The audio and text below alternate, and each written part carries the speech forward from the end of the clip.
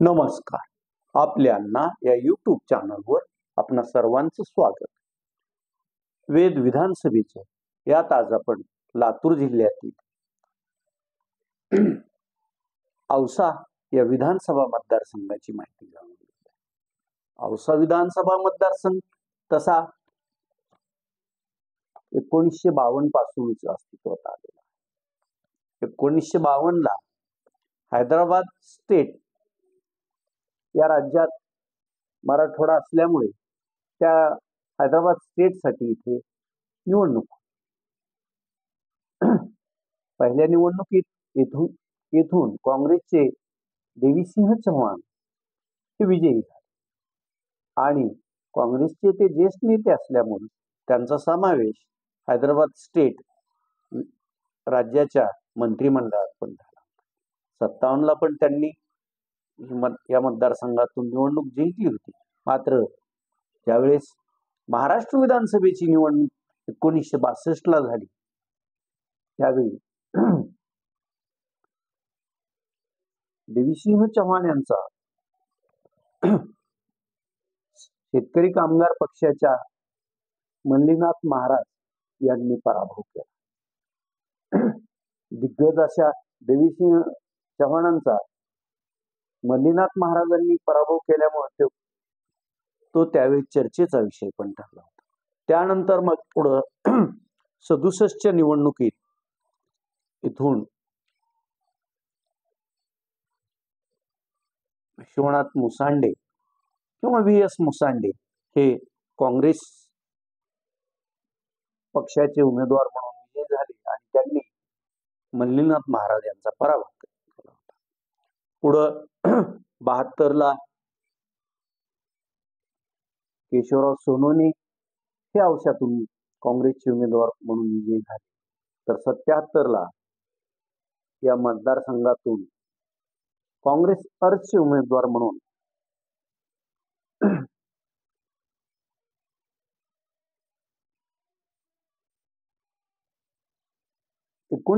ला काँग्रेस एसचे उमेदवार म्हणून अर्जचे उमेदवार म्हणून शिवशंकर उडगे हे विजयी झाले.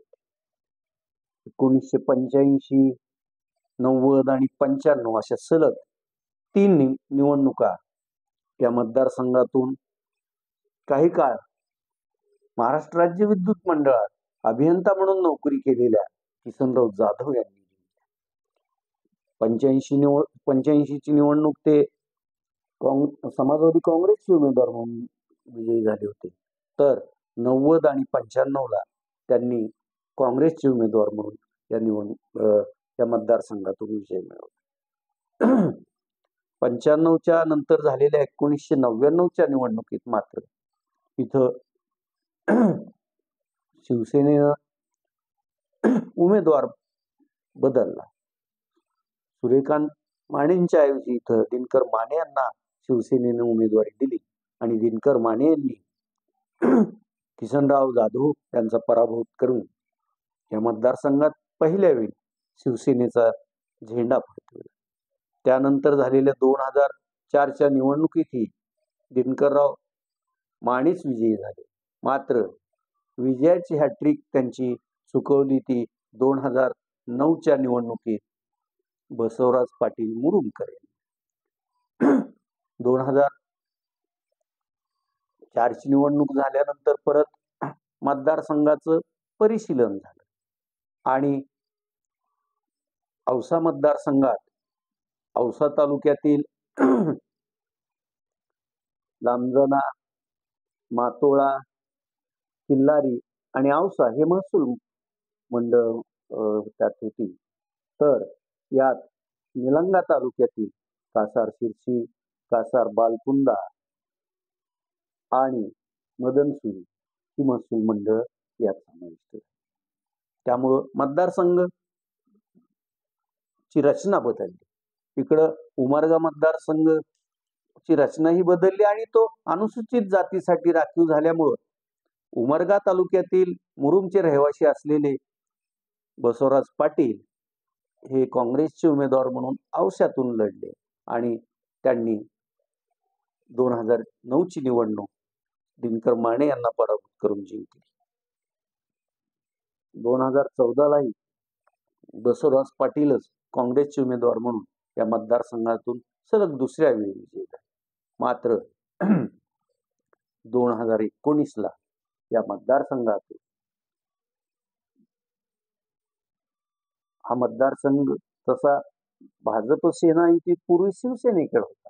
मात्र 19च्या वेळी शिवसेनेनं लातूर ग्रामीण आपल्याकडे घेतला आणि औसा मतदारसंघ भाजपनं घेतला आणि इथून काही काळ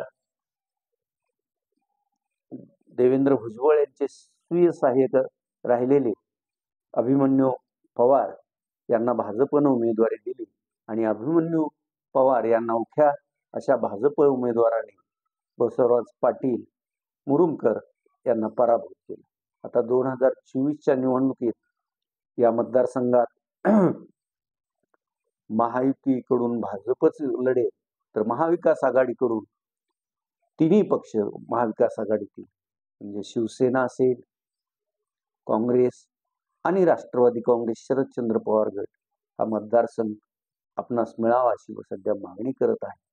मात्र एकंदरीत चित्र पाहता आणि नुकत्याच झालेल्या लोकसभा निवडणुकीत या मतदारसंघातून महाविकास आघाडीचे उमेदवार शिवसेना उद्धव बाळासाहेब ठाकरे पक्षाचे ओमप्रकाश भूपालसिंह उर्फ पवनराजे निंबाळकर यांना या मतदारसंघातून 2014 पेक्षा 14 एवढी नव्हे पण त्यापेक्षा थोडी कमी जरी असलं तरी मताधिक्य या औसा विधानसभा मतदारसंघानं त्यांना दिलं असल्यामुळे येथून महाविकास आघाडीच्या तिन्ही पक्षाच्या इच्छुकांना आपणास उमेदवारी मिळावी असं वाटत असणार आणि ते त्यांचं वाटणं चुकीचंही ठरणार नाही. यावेळी या मतदारसंघात भाजपकडून अभिमन्यू पवार आणि यदा कदाचित ही जागा काँग्रेसला सुटली तर मग इथून श्रीशैल उडगे हे काँग्रेसचे उमेदवार असतील हे नक्की. मात्र समजा ही जागा शिवसेनेला सुटली तर शिवसेनेत इथं माणिकी सूर्यवंशी अशी रस्सीखेच होईल आणि मग त्यातून मग कोण उमेदवारीचा डाव जिंकतं यावरच पुढील काही अवलंबून असणार आहे. आज पुरता एवढंच. धन्यवाद.